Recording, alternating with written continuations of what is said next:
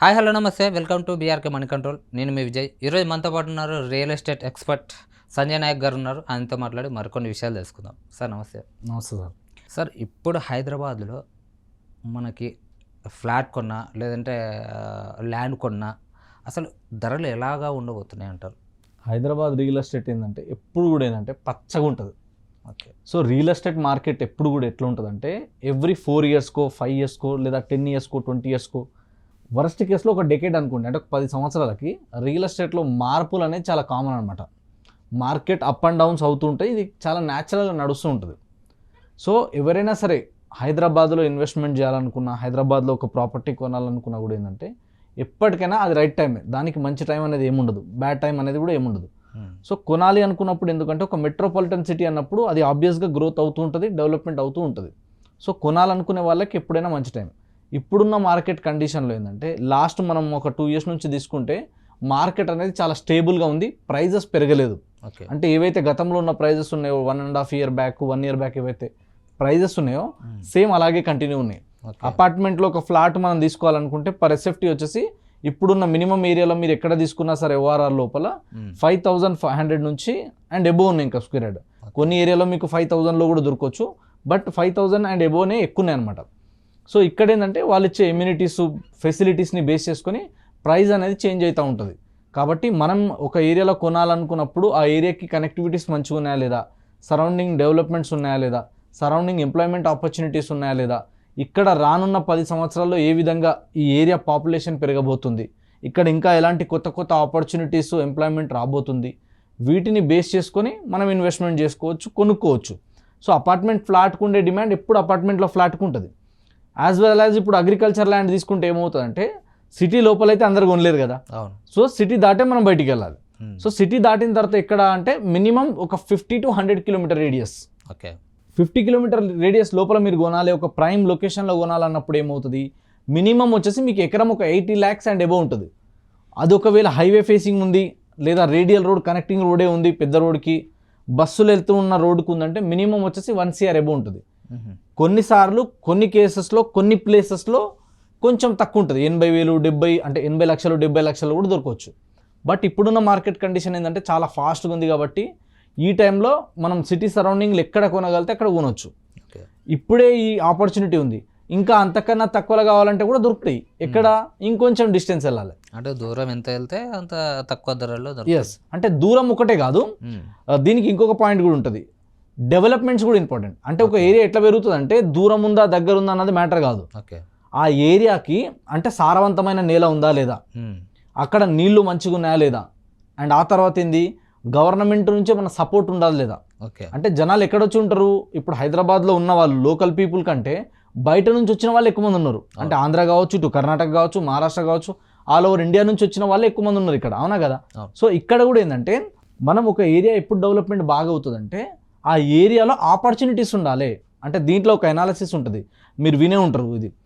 So ఎక్కడైనా సరే కానీ స్వాట్ అనాలిసిస్ అనేది చేసుకోవాలి కంపల్సరీ.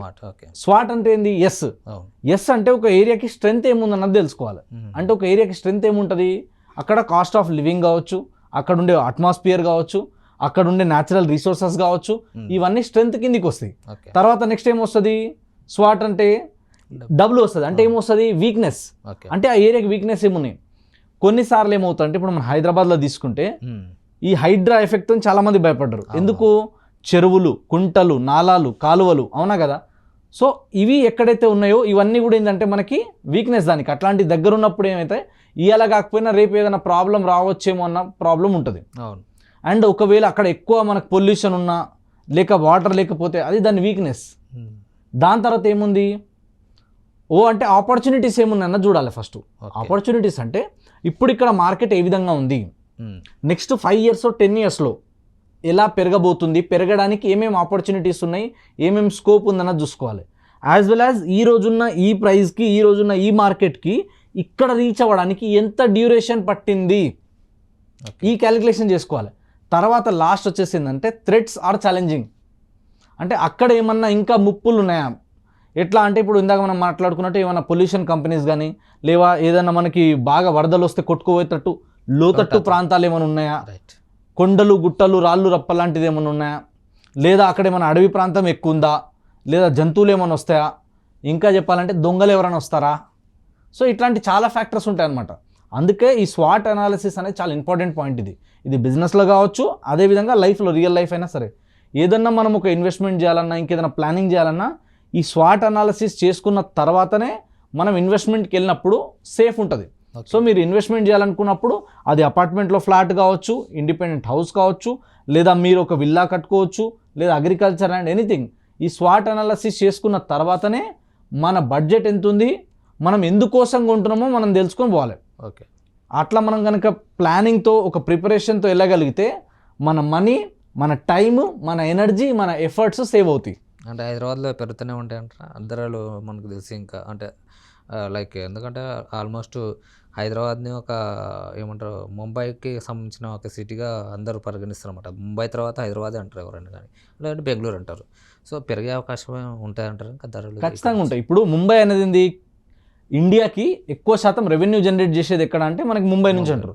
కానీ రీసెంట్గా వచ్చిన కొన్ని ఆర్టికల్స్ మనం చూడొచ్చు, కొన్ని సర్వేలు మనం చూడొచ్చు. ఇండియాలోనే టాప్ రిచెస్ట్ పీపుల్ ఎక్కడి నుంచి ఉన్నారు అంటే more than 100+ people from Hyderabad only. అంటే దాని అర్థం ఏంది, ఇక్కడ ఫార్మా బాగుంది, ఇక్కడ రియల్ ఎస్టేట్ బాగుంది, ఇక్కడ ఎకానమీ బాగుంది, డెవలప్మెంట్స్ బాగున్నాయి. అండ్ హైదరాబాద్ అనేది ఒక మెట్రోపాలిటన్ సిటీ. ఇప్పుడే కాదు, నెక్స్ట్ 10 years కూడా, నెక్స్ట్ వచ్చే ఇంకో 10 సంవత్సరాలు కూడా హైదరాబాద్కి తిరుగులేదు. ఎందుకంటే ఇక్కడ వచ్చే జనాలు తగ్గరు. ఈ ఏరియాకు ఉన్న ఆపర్చునిటీ అలాంటిది, పొటెన్షియల్ అలాంటిది. సో గతంలో గవర్నమెంట్ తీసుకున్న కొన్ని డెసిషన్ వల్ల హైదరాబాద్లో కొన్ని ప్రోగ్రెస్ చూసినాం మనం. ఇప్పుడు వచ్చిన గవర్నమెంట్ కూడా ఇంకొంచెం అగ్రెసివ్గా ముందుకు వెళ్ళగలిగితే ఇంకా రానున్న రోజుల్లో ఈ హైదరాబాద్కు ఉండే మార్కెట్ ఎప్పుడు ఉంటుంది.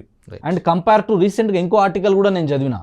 సో అంటే కాస్ట్ ఆఫ్ లివింగ్ పరంగా తీసుకుంటే మనము other metropolitan cities like Mumbai కావచ్చు, బెంగళూరు కావచ్చు, కోల్కతా కావచ్చు, తర్వాత చెన్నై కావచ్చు, ఇట్లాంటి సిటీస్తో పోల్చుకుంటే హైదరాబాదే ఇంకొంచెం కాస్ట్ ఆఫ్ లివింగ్లో కొంచెం బెటర్ ఉంది, ఇంకా తక్కువ ఉంది. అంటే ఒక 30,000 మినిమం ఉంటే హ్యాపీగా బతకొచ్చు ఇక్కడ. అవును. సో అంతకన్నా తక్కువ ఉంటే కూడా ఏంటంటే ఇప్పుడున్న రూమ్ రెంట్లు, ఖర్చులు అన్నీ పెరుగుతున్నాయి. ఇక్కడ ఇంకోటి ఏంటంటే మెట్రోపాలిటన్ సిటీ అన్నప్పుడు ఫెసిలిటీస్ ఉంటాయి, ఎమ్యూనిటీస్ ఉంటాయి, అన్నీ మనకు అందుబాటులో ఉంటాయి. కాబట్టి ఇంకొక ఇంపార్టెంట్ పాయింట్ కూడా ఏముంటుందంటే ఎక్స్పెండ్ చేసే వాళ్ళు కూడా ఎక్కువ ఉంటారు. అంటే జనాలు రోజు రోజుకి డబ్బు సంపాదన పెరుగుతుంది కాబట్టి ఖర్చు పెరుగుతుంది కదా.